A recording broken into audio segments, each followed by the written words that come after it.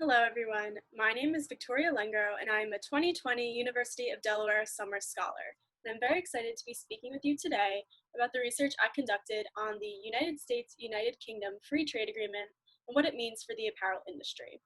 So to tell you a little about myself, I'm going to be a junior in the fall as a marketing major with a minor in fashion management.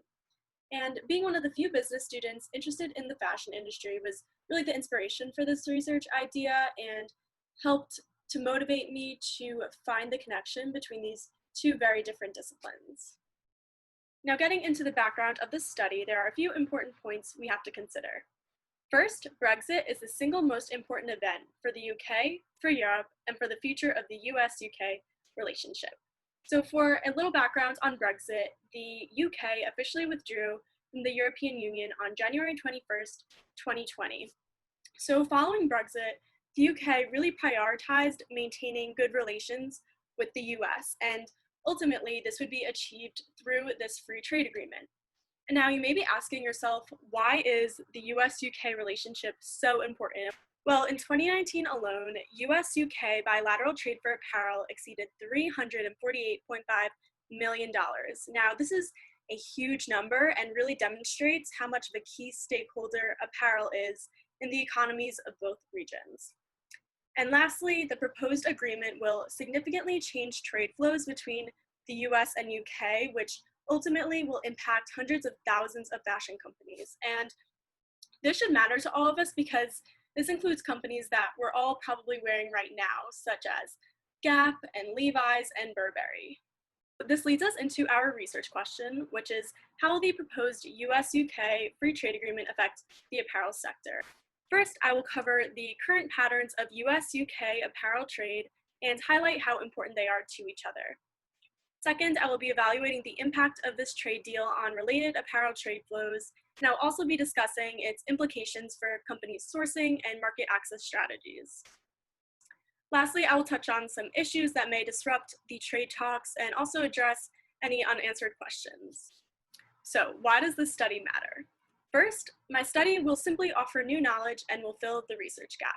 Many existing studies solely view this agreement from a macro perspective, but instead my study will evaluate the apparel-specific impacts of this agreement. Next, my research has great application value. Companies will be provided with an overview of the changes that may arise as a result of this agreement, which will help them make better sourcing decisions and better navigate the new business environment. And lastly, my study also has great application value for policymakers. It offers valuable inputs on the negotiation of this trade agreement, which is very helpful considering they are very far from reaching a final deal. In order to perform my research, I first gathered trade statistics from government databases such as Euromonitor Passport and UN Comtrade, and this helped to demonstrate US-UK trade flows dating all the way back to about 2005. I then conducted a qualitative analysis on the fashion industry's comments on the agreement, which helped in understanding the nuances of the US-UK trade flows and helped to dissect the industry-specific impact of this agreement. Now, moving on to my main findings, we will first be looking at the current pattern of US-UK apparel trade. The first point to consider is that US-UK apparel trade is growing very, very fast. So looking at this table between 2017 and 2019, US apparel exports to the UK grew by 22.2%. And at the same time, UK apparel exports to the US grew by 17.5%. Now these are huge numbers, and keep in mind, the average growth rate of trade is about 5%. So it's very clear that US-UK bilateral trade in apparel is booming. Second, the US and UK have become very important apparel export markets for one another. Within the past 10 years, the US and UK have secured positions as one of the top 5 export markets for apparel for one another, which is very important to highlight considering how far apart they are geographically. Another trend to notice is that the type of products being traded varies greatly between the two regions. The US primarily exports mass market apparel to the UK. So now mass market includes many brands that are probably hanging in your closet right now, such as Gap, J. Crew, and Levi's. But on the other hand, the UK primarily exports luxury apparel to department stores in the US. So for example, when you're shopping in your local Saks Fifth Avenue, you're very likely to come across racks of luxury clothing from UK brands like Burberry. And because UK apparel serves such a niche and profitable sector in the US, they do not have many competitors, which ultimately gives them an advantage. So how will these trade flows be affected by a US-UK trade deal? One potential impact is a huge boost in apparel trade thanks to tariff cuts. Now, in simple terms, a tariff is a tax on traded goods, and the current tariff rate applied to apparel exported to the US is very, very high at 11.6%. And to put this into perspective, the tariff rate on other goods is about 2.5%.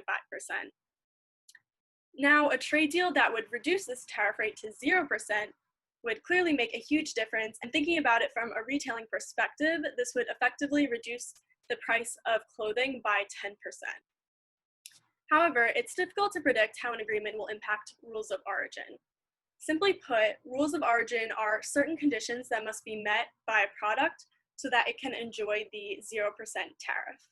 Unfortunately, the rules adopted by agreements in the US are very different from the rules adopted by agreements in the UK. So right now we're kind of wondering, will this agreement adopt the US rules or will it adopt the UK rules?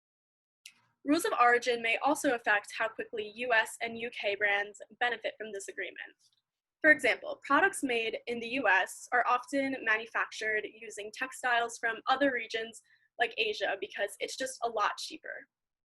Because US products rely on imported textiles and aren't 100% made in the USA, they may not qualify to benefit from this agreement and are at a disadvantage. On the other hand, UK products will be able to immediately benefit because luxury UK brands such as Burberry tend to produce their apparel completely in the UK. And they are able to do this because they can source 100% of their textiles and fabrics locally. This means that UK products will be able to easily meet the rules of origin and immediately benefit from this agreement. Next, I looked at some comments made about the agreement from the 4 leading apparel associations in both the US and UK. All 4 of these associations expressed unanimous support for the agreement. So why is the fashion industry so enthusiastic? First, this agreement is a great opportunity to cut export costs, and this would be because the tariff rate is 0. Once trade expands, this means that more workers will be needed to support supply chain jobs in areas like sourcing, marketing, and retail. The elimination of tariffs will also allow for new market access opportunities. The final portion of my research will focus on the remaining issues and questions that we must keep in mind for future research. The first issue is that trade negotiations are taking place as Brexit continues to unfold. Now, there are many uncertainties surrounding Brexit. What will happen after the UK emerges from the transition period in January?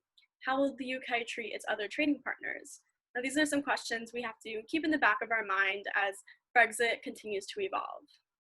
The second issue is the current state of UK-EU relations and the uncertainties surrounding it. Currently, the EU remains the UK's single largest trading partner. So this means that the UK would have to first reach an agreement with the EU before even finalizing any sort of deal with the US. Lastly, the timing of the negotiation may cause some disruptions. As we all know, the US presidential election will be taking place in November, and the possibility of a transfer of power in the White House may cause some changes down the line of these negotiations. Also, the Trade Promotion Authority is set to expire in 2021, which creates lots of uncertainty because we don't know if it will be renewed, and if it's not, we don't know what will happen to these trade talks. Despite these few uncertainties, I hope my research provided you with a new, more unique perspective on the US-UK Free Trade Agreement and how it will specifically impact the apparel industry. I'd first like to thank the University of Delaware Office of Undergraduate Research for giving me this opportunity to really become an expert in a topic that I'm so interested in. I would also like to thank Dr. Sheng Liu for being my advisor during this entire project, as well as Adam Grimes, who is the program advisor for Summer Scholars. Thank you so much for listening to my presentation today. I hope you enjoyed it, and I hope you have a great rest of your summer.